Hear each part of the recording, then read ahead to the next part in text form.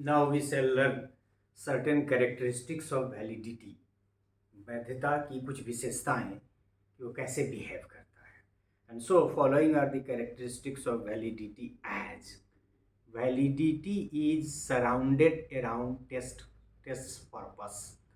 मतलब टेस्ट का जो पर्पस है उसी के चारों तरफ चक्कर लगाने वाला तथ्य है ये. मतलब सराउंड, मतलब उसी को पर्पस को ध्यान में रख के बनाया जाता है. It provides meaning to the test scores. मतलब टेस्ट का जो स्कोर है उसको ये मीनिंग देता है. मीनिंग देने का क्या मतलब? मीनिंग देने का ये मतलब कि वो स्कोर जो है वो अमुक चीज़ के बारे में जानकारी दे रहा है. थोड़ा सा अब इसको आप एनालाइज करेंगे वही पर्पसफुलनेस का तो निकल जाएगा.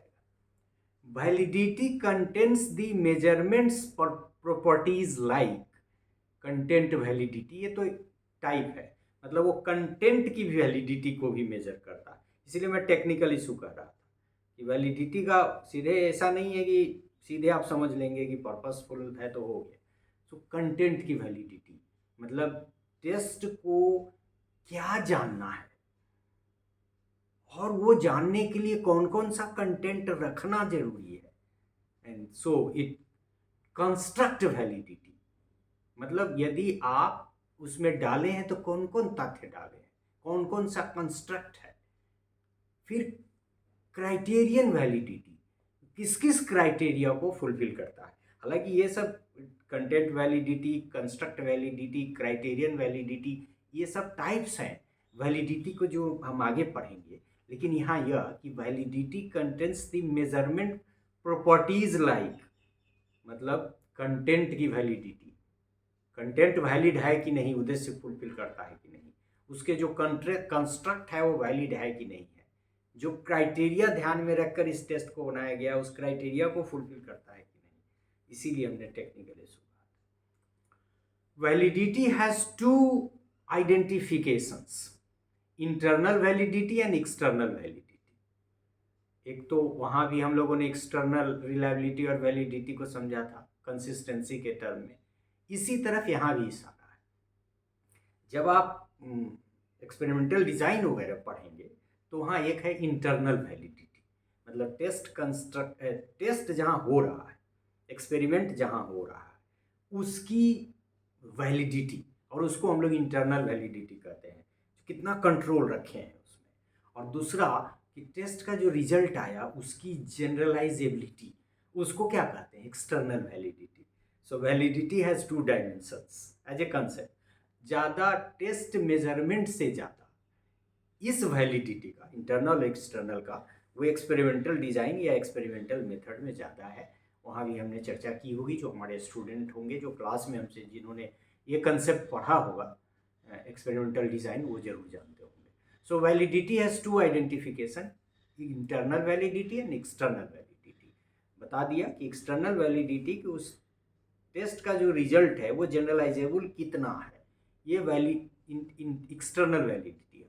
और इंटरनल वैलिडिटी कि जितने कंट्रोल के साथ टेस्ट को करना था, एक्सपेरिमेंट को करना था, क्या हम उतना कंट्रोल कर पाए तो इंटरनल वैलिड, नहीं कर पाए तो इंटरनल वैलिड नहीं. So validity has two identifications, internal validity and external validity. It is specific to each administration of the test. मतलब जिस चीज़ के लिए आप एडमिनिस्टर कर रहे हैं, जब जिस टेस्ट के लिए आप कर रहे हैं तो specific in that sense. Objectiveness, comprehensiveness and objectivity of the test contribute to validity. हालांकि फैक्टर्स इन्फ्लुएंसिंग जब हम लास्ट में इसको भी देखा आपने कि हम रिलायबिलिटी को फैक्टर इन्फ्लुएंसिंग भी लास्ट में ही रखे थे, सारा कंसेप्ट उसका भी लास्ट में रखेंगे. तो उस वहाँ हम इसको फिर फर्दर डिस्कस करेंगे. लेकिन ये कैरेक्टरिस्टिक्स में इतनी बात कि यदि ऑब्जेक्टिव बेस्ड, मतलब ऑब्जेक्टिव जिस उद्देश्य को ध्यान में रख के बनाए, कॉम्प्रिहेंसिव है, ज़्यादा है, ऑब्जेक्टिव ऑफ द टेस्ट, ये तीन फैक्टर है जो वैलिडिटी को बढ़ाता है, मतलब कंट्रीब्यूट करता है. A tool does not possess universal validity. मतलब एक टूल की यूनिवर्सल वैलिडिटी नहीं है, मतलब हर टाइम वो वैलिड ही रहेगा, नहीं. It may be valid in one situation but not in another situation, क्योंकि वैलिडिटी अपने आप में, पर्पसफुलनेस जो कंसेप्ट है अपने आप में स्पेसिफिक है, वो एब्सोल्यूट नहीं है इस सेंस में।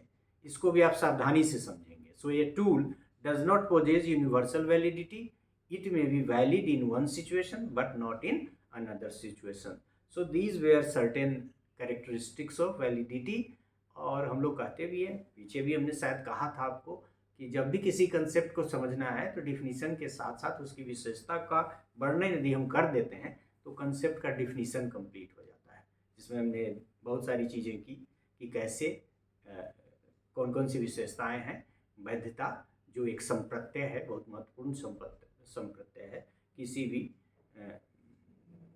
टेस्ट के कंस्ट्रक्शन और स्टैंडर्डाइजेशन के। So thank you for this.